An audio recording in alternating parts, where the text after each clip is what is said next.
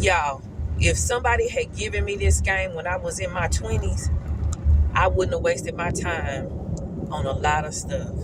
Listen, if you are keeping your child from their father and that father wants to be an active part of that child's life, please stop. Because what you're doing is hurting that child. You're not hurting anybody else but that child.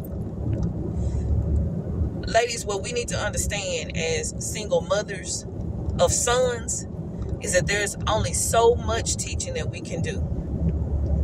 We cannot teach a boy how to be a man. And even if we have girls, we can teach a girl how to be a woman. However, their father that loves them, that goes that extra mile for them, that is in their life, that wants to be in their life, that father sets the standard for the man that daughter chooses in her life. I was listening to Pastor Keon Henderson, one of his Mother's Day sermons. As a matter of fact, it was this past Mother's Day sermon, and I can't think of the name of it. I only know it on YouTube when I see what he has on, but I'll find it and I'll link it below. He said in his sermon, and this was life-changing for me. Had I known this when I was 25, things would probably be a little bit different than what they are right now. And I wasn't that mother that kept my children's father away from them.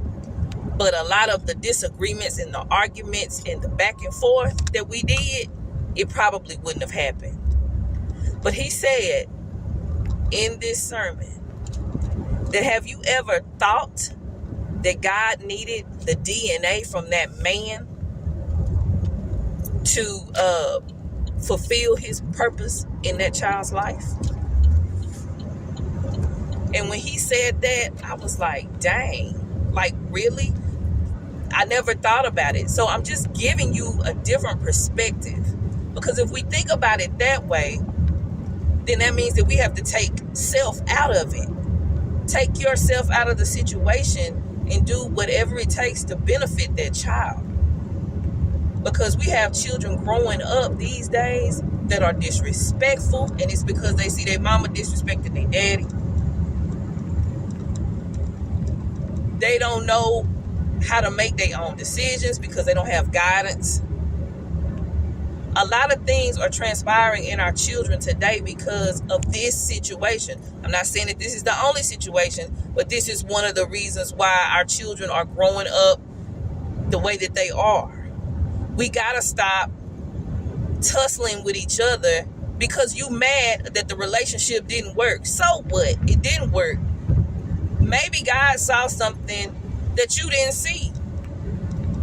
Our plan is not God's plan. God's plan is something totally different from what we plan to do. And we need to learn how to shift. When God says, no, this is not it, we need to learn how to shift. And that's it. Whether there's a child involved or not, we need to learn how to shift. But in this situation, this instance, ladies, y'all need to stop that. Y'all need to stop it because I've seen it firsthand. Where a man wants to be a part of his son's life or his daughter's life, and you are keeping that man from doing his job. And you wonder why when their daughter or their son grows up to be older that you having all of these different issues, because they are right in the middle of the drama, the mess, the chaos. So yeah, I'm saying think about it differently. Look at it with a different set of eyes. And then reevaluate the situation and see what you can do better. If we do better, we become better.